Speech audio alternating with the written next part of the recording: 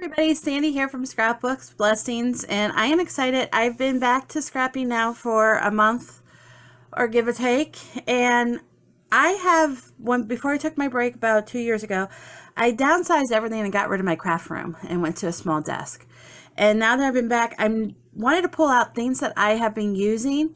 So I thought this would be a good video, even in viral video, to have other people kind of show the surprise that they used and grabbed the most on their desk.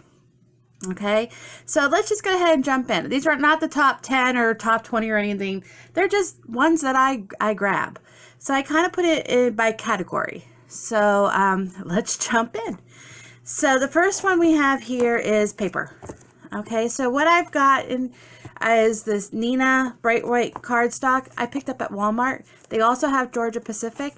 They're under $6 and they make great card bases. I can stamp on them. I can do my Prismacolor pencils on them. If you do alcohol inks though, they tend to bleed a little bit. Not too bad, but you don't get the really nice blend, and forget watercolor. So these are just great for card bases and straight on stamping. Pencils also. The other thing I am addicted to is the small paper packs. I use these a lot for my backgrounds. I have quite a few of these. These I did keep. I think I'm addicted to paper. These ones I did keep, so having a paper 6x6 paper pack is good to have in your arsenal. Also, I have been grabbing these pre-made cards that come in the kits. I, for some reason, saved these, and I've been grabbing these for just quick cards. So those are a couple of things as far as the paper that I've been using since I've been back. Okay, next up, my scoreboard has gotten lots of love. If you don't have a scoreboard, I would say this is one of the things that you do want to purchase. I have a 12x12 Martha Stewart, but this one gets used the most. It is one of the small ones, 6.5 by 8. So scoreboard is a must for me, especially since I like to do fancy fold cards. I use it a lot. Another must for me is Misti. I use Misti. I have used this almost every single time I've crafted since I've been back. These are the magnets. I just put a little bit of washi tape. This is awesome. So some kind of stamping press would be awesome. If you don't have a stamping press though, or don't want one, I would get one stamping block that has the grids. Those are really nice because I can line up my stamp on my mat with the grids and then line it up on my paper. I also like to use the acrylic box for my watercolor. So I've pulled out the big one and I've used it quite a bit when I do my watercolors. So that's what I've been using as far as stamping. To go with stamping, I've been pulling out my Hero Hues, Crafty Dye Ink, India Black, and of course Momento is a go-to. I also like to use archival. I ran out, so I ran and got some more. The archival, I mean, this I can stamp over anything. If I was going to have to pick one, I really do like the Ranger archival ink. So those are the inks I've been using. I've also been using the heck out of my Distress Oxide inks. These are my favorite as far as blending, stamping. I stamp and I emboss with them. I have done a lot of projects with the Distress Oxide inks. So those are the inks that I've used since I've been back. As far as coloring, pulled out a couple here. I have been doing a lot with the alcohol markers, the Sig and the Wink of Stella. This one is my colored pencils, and then watercoloring. So I've used my Sig Clean Color. I pulled that a lot. The Wink of Stella, I have it in like 10 different colors. Of course, alcohol marker, and my Prismacolor pencils. So those are my go-to as far as when I'm coloring. With that, I also I definitely recommend, this one's a Chameleon detail pen, 0.4, 0.6, but there is a lot like Pitt and stuff. There's a lot of black pens, but black pens are awesome. I help fill in, gosh, I've used these for a lot of things. What I like to do a lot though is when I have a stamp or a boo-boo, I'll actually color it black. Like when I stamp it and it doesn't stamp all the way, I go ahead and fill in with the black. But I've used this quite a bit, and of course a pencil. So that should be in your crafty arsenal too. So let me put those out though, because let me show you. I have done a lot of cards in the last month using embellishments, already made embellishments. These ones are the Dylusions from die cuts from Ranger that you can color. They actually come colored too. I've pulled these ones up. You can see I've colored these. I've done those. I've done a lot of coloring just at the couch where I stamp an image and just take my, at the dining room table and at the couch and just start coloring. And then I cut them out. This one was fussy cut. And then I just put them in a box and I save them for when I need them. I've done a lot since I've been back with some sequins and these flat beads, pearl beads. They have the adhesive on the back. So I've grabbed those quite a bit. And I've grabbed a little bit, like these sentiments that are already on the transparent sticker.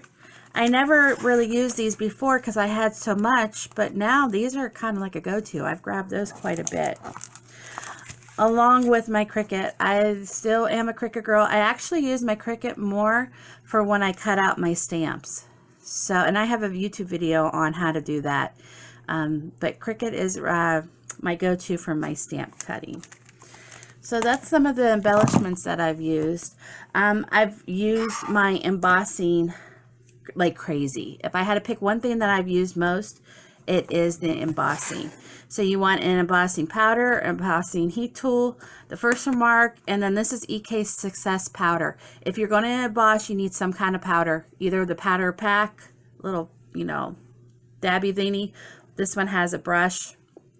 I've used a lot of embossing on. I think I've almost embossed 90% of my cards since I've been back. Also die cuts. These ones are from In Love Art Shop. I have been obsessed with these large dies. I'd never really used those before, but I have now.